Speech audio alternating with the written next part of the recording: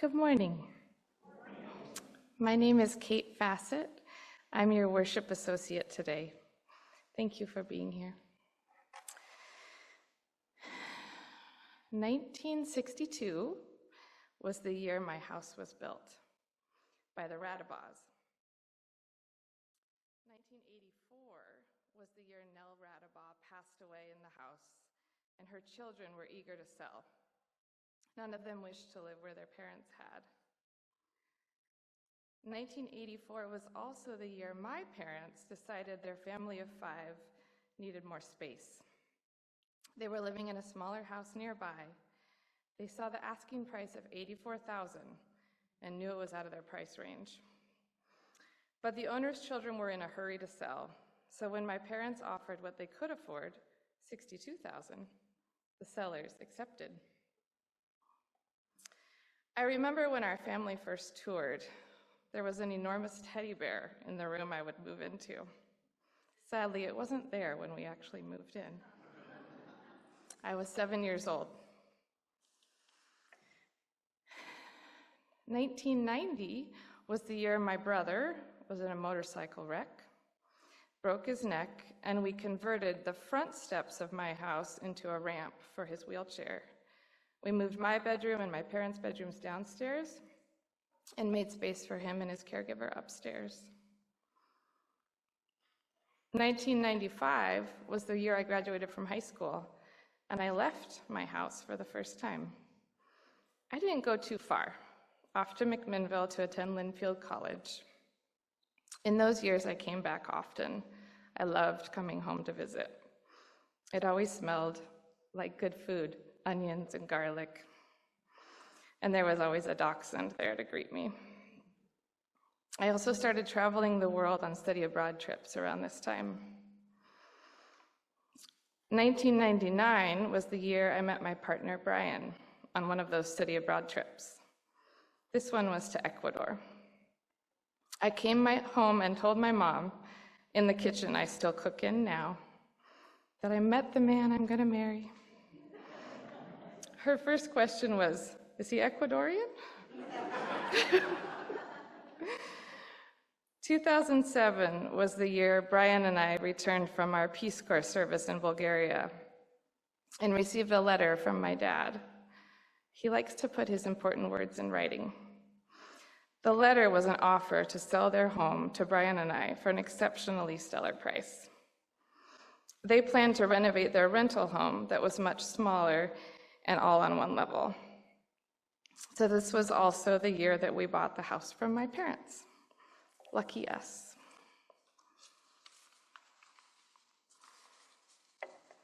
2008 was the year our first baby joined the world. She's 16 now. With that stellar price and very low mortgage, I was able to stop working and stay at home with that little bundle. I never stopped feeling grateful for the way our house gave me that time with Ruby. 2011 was the year our second baby blessed us. She's 13 now. I continued to pour myself into mothering these 2 girls, and the house took care of us. The house gave us space to set up mini trampolines, cooking projects, sand tables, a swing set to fly on. The same swing set my dad rooted in the earth and cement in the mid-'80s. 2017 was the year that Brian got a job in Uganda, and we used our rental income to subsidize our move overseas to Uganda. That time included safaris, trips to Rwanda and Tanzania, and I'm just bragging here, and enough money to pay out of pocket for all of my healthcare needs. This house man, what a giver. Our house sits at the corner of a dead-end street. Our lot backs up to a forest. Our street was randomly repaved a few years back and makes an excellent rollerblading rink. Some of our neighbors have known me since I was 7 years old. So many of my own firsts were in this house, and also those of our daughters. Our house now takes care of Brian, Ruby, Clara, and me. It takes care of our 3 dogs, Romeo, Juliet, and Shakespeare, our 2 Russian tortoises, and our little guinea pig.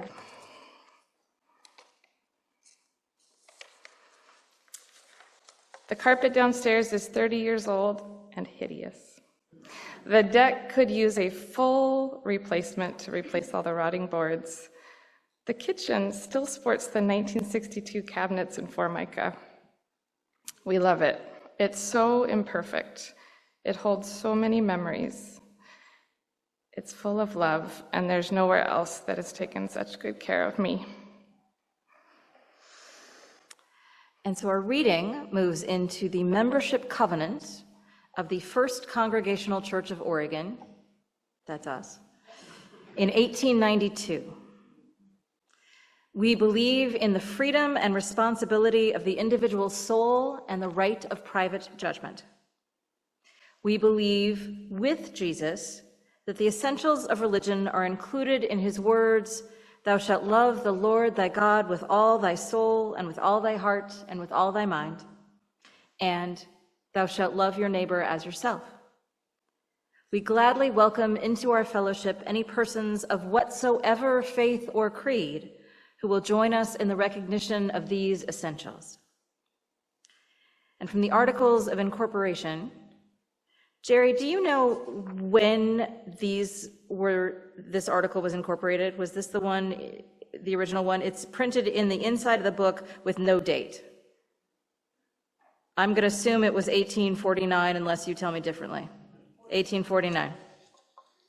The object of this corporation shall be to promote justice, to defend the separation of church and state, to defend the right of each man to seek his God according to the dictates of his own conscience, to long for the right and to be merciful, to pity the suffering and assist the weak, to forget wrongs and remember benefits, to promote education and defend our public schools, to love the truth and speak honest words, to defend our American heritage of freedom, and to acknowledge Jesus of Nazareth as its spiritual head. Okay, so I'm missing page 4, so we're going to go with this, and it's just going to be fine. So today I'm going to tell you a story. We heard a lot about the building yesterday. We heard a lot about the history of the building, and so today I am going to tell you some of the history of the congregation and the earlier history, particularly of the congregation, in a little more detail. So, in the beginning, as I said yesterday, a Presbyterian, a Baptist, and a Congregationalist walked into a bar. It's not true. The Presbyterian and the Baptist walked to the home of the Congregationalist. Moore was the Presbyterian. He was a politician in the area. Russell was a Baptist. He was a self-proclaimed mountain man and pioneer. He was self-educated. And Peter Hatch was a wealthier man. He was a Congregationalist. He had been a member of the Congregational Society in Massachusetts. And these 3 gentlemen gathered together to discuss the possibility of a free church in what was then Willamette Falls. Because the 2 churches currently were a Roman Catholic church and a Methodist church, and they were both very creedal, very hierarchical, very much controlled by the central organization of their respective faiths. You are a blessing. I love you so much, Richard. It's page 4. You're beautiful. You're beautiful. But okay, so this is good because this reminds me that this history, because I want to give credit where credit is due, mostly comes from the book, The Liberal Church at the End of the Oregon Trail. It was written by Horace Lyman Batchelder, who was our minister in the 40s and 50s. It was revised and extended by Herbert Beals, and further extended by our own Jerry Brown.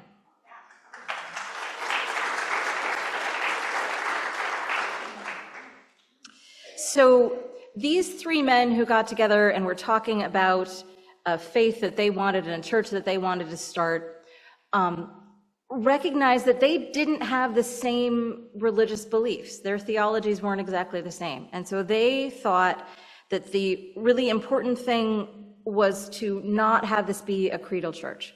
Everyone could believe what they wanted to believe. And they named it after Moore's denomination because he was the oldest. So it became the Presbyterian Church of the Willamette Falls. But Russell and Hatch didn't like the restrictive Presbyterian rules, so it stayed a free church. The first minister of the new enterprise was Harvey Clark. He was a farmer, he was a teacher, he was an occasional preacher, and he had served as a congregational minister back in Vermont. He agreed to preach once or twice a month, and William Gray described him as, quote, a man whose religion was practical, whose labors were without ceasing, of slender frame, black hair, deep mellow voice, kind and obliging to all. Mr. Clark was perhaps the best man who could have been sent with the early settlers. He early gained their confidence and esteem and was always a welcome visitor among them. He had not that stern, commanding manner usual to egotists of the clerical order, but was of the mild, persuasive kind that wins the rough heart and calms the stormy passions. The country is blessed by his having lived in it.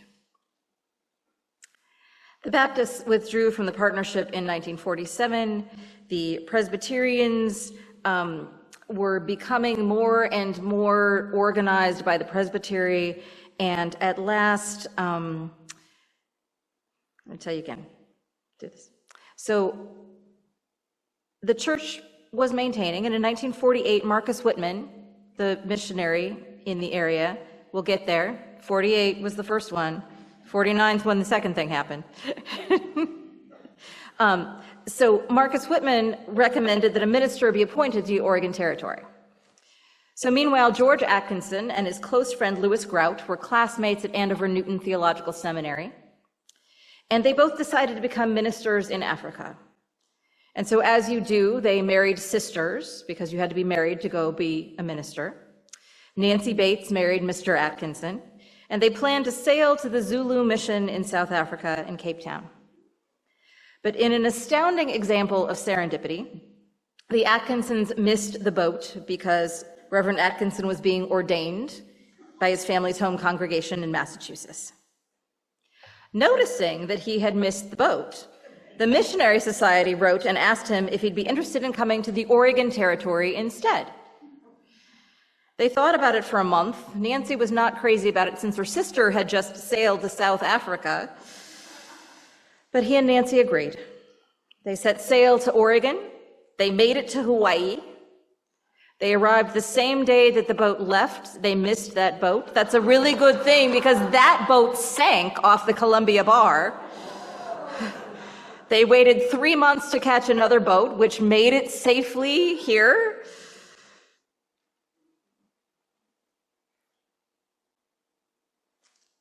And here we are. The Presbyterians were operating with a stricter, non-independent polity, which didn't fly with the settlers' desire for a free church.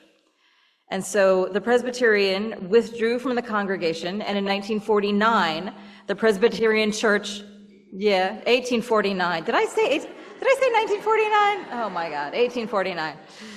The Presbyterian Church at Willamette Falls was quickly dissolved, and immediately the First Congregational Society of Oregon City was formed in its place to protect any assets or buildings of the church from falling into the hands of the presbytery.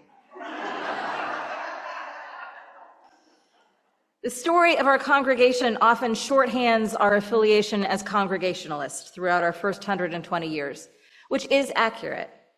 But it also misses the way that independent Congregationalists collaborated with and were closely aligned theologically with the Unitarians during this time.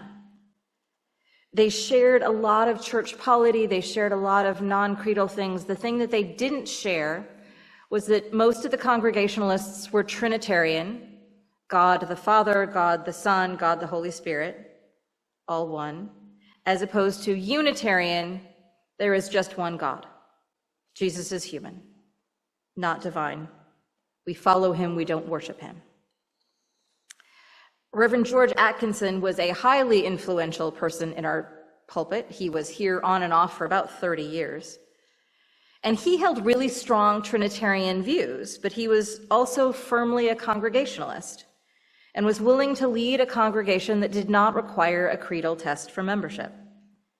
And so that was the congregation's decision, reinforced over many, many years with various votes and decisions that confirmed the independence of its members.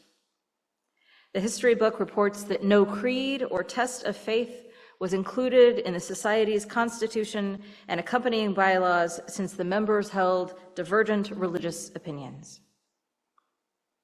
I will also take a note and tell you that in the time capsule, I got to read the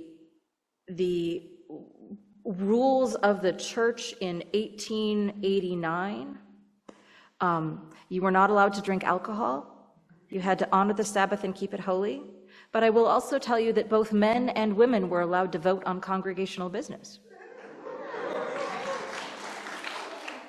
The history book tells us that the original 22 members of the First Congregational Society were, quote, vitally concerned with the political, social, religious, and moral development of the Oregon Territory. They were men of action who helped mold history. And it appears that this is absolutely true. Of the 22 founding members of the Society, that included the head of the territorial legislature, the first treasurer of Oregon City, who became the mayor, the publisher of the first newspaper west of the Rocky Mountains, the Oregon Spectator, and the next appointed territorial governor of the Oregon Territory. In a group of 22 people, that's some pretty impressive qualifications. It also included 3 lawyers, including the future first Chief Justice of the Oregon Supreme Court, and it included the man who prosecuted the Cayuse Five, the indigenous men who were prosecuted for killing the Whitmans. Well, our history book paints him as a hero. A new sign on the promenade explains this story differently. According to the sign, a measles epidemic wiped out half of the Cayuse people. In one Cayuse village, there was no one left to bury the dead. That same year, more than 4,000 overland immigrants bound for the Willamette Valley continued intrusions into the Blue Mountain homeland of the Cayuse. Built to enable the salvation of the Cayuse people, the nearby Whitman's mission on the Walla Walla River had become instead an aid station to immigrants. A native man overheard the missionaries planning to take Cayuse land and poison the Cayuse people before spring. He shared this with the Cayuse people. 9 more Cayuse died of measles in the 24 hours leading up to November 29th. Later that day, a small group of Cayuse men killed missionaries Marcus and Narcissus Whitman and 11 other men. They acted to eradicate the disease among their people, to cease the overland immigration, and to end further deaths resulting from Marcus Whitman's healing, which was ineffective on Native peoples. A volunteer immigrant militia was formed to seek revenge. After over 2 years of indiscriminate slayings of Native people, 5 Cayuse men agreed to tell the story of the killings at the mission. They wanted to tell the people why what had happened happened. Instead, the U.S. Cavalry took them into custody and brought them to Oregon City, the recently established territorial capital, where they were indicted for the murder of Marcus Whitman. All 5 pled innocence, and despite a lack of evidence, they were found guilty, sentenced to death, and buried in unmarked graves. Their descendants continue to look for their grave sites today.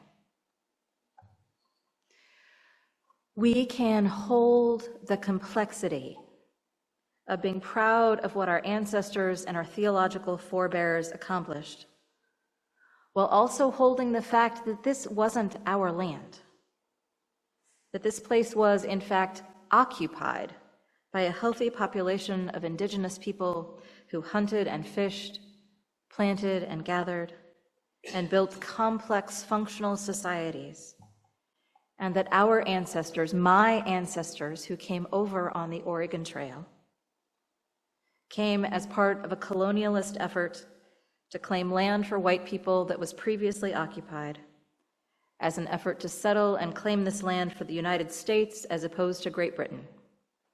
The native people who lived here didn't count at all to the governments of the United States or Great Britain.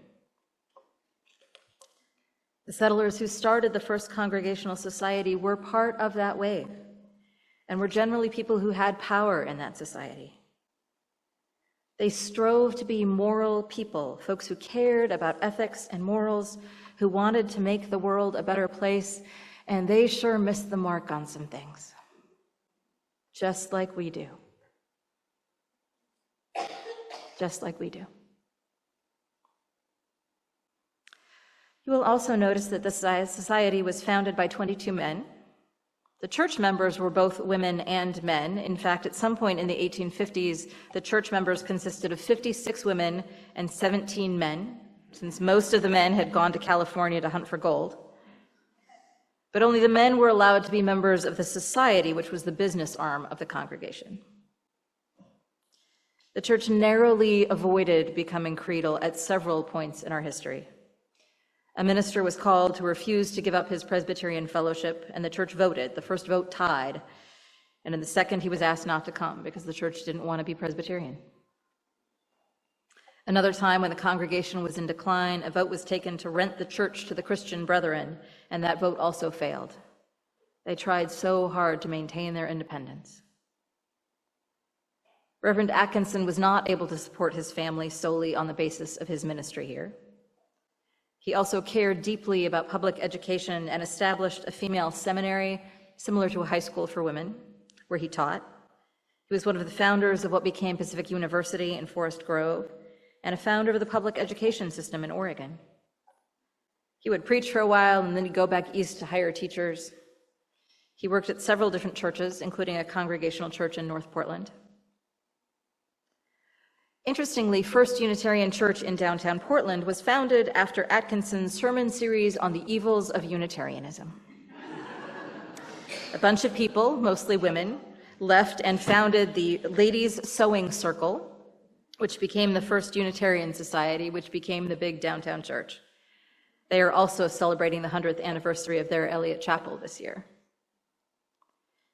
After Reverend Atkinson's death, we worked to find ministers who would maintain the non-creedal nature of this church. We managed that, but sometimes barely. We've spun off at least 2 congregations who were kind of ticked off at us. First Unitarian of Portland and South Park, which was formed after a group of folks wanted to fire the minister and become more of a fellowship during the time of Horace Batchelder's ministry. They lost a vote, and about 40 of them left. This congregation has straddled a line, maintaining a strong belief in free speech, the separation of church and state, and doing good works in the community. While few of us maintain the Trinitarian views of early Congregationalism, it feels in many ways that the Unitarian thread has always been here, in the insistence on a free church with congregational polity and a non-creedal belief system. We didn't join with most of the Congregational churches in a series of mergers in the 30s until 1957, which eventually formed the United Church of Christ, because those mergers with more conservative denominations would stop our beloved status as a free church. Horace Batchelder was the minister when the vote came up in 1957, and it was overwhelming, 192 to 11, to remain independently congregational. We merged with the Congregational church that Reverend Atkinson founded in North Portland in 1939 as the other and only other non-creedal independent congregational church in the area. We were the natural choice. They asked to maintain their name, Atkinson Memorial Church, and since our building already had that name, it was an easy sell. We also started cooperating with First Unitarian Church of downtown Portland about this time as well, combining on Sunday school programs and church camps. This congregation was the only non-Unitarian or Universalist congregation to join the UUA at the time of merger in 1961. There is absolutely more history to tell, and we are running out of time, and so I'm going to mention 3 more things.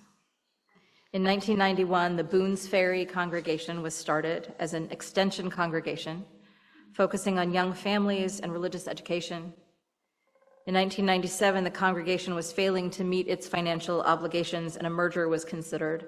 And because their consulting minister, Tim Haley, was being called to Atkinson, which was the closest congregation to Boone's Ferry, the merger seemed natural. It was a match made in heaven in many ways, with young families and volunteers arriving to an aging congregation with a beautiful building and very few people who could climb up on the roof anymore.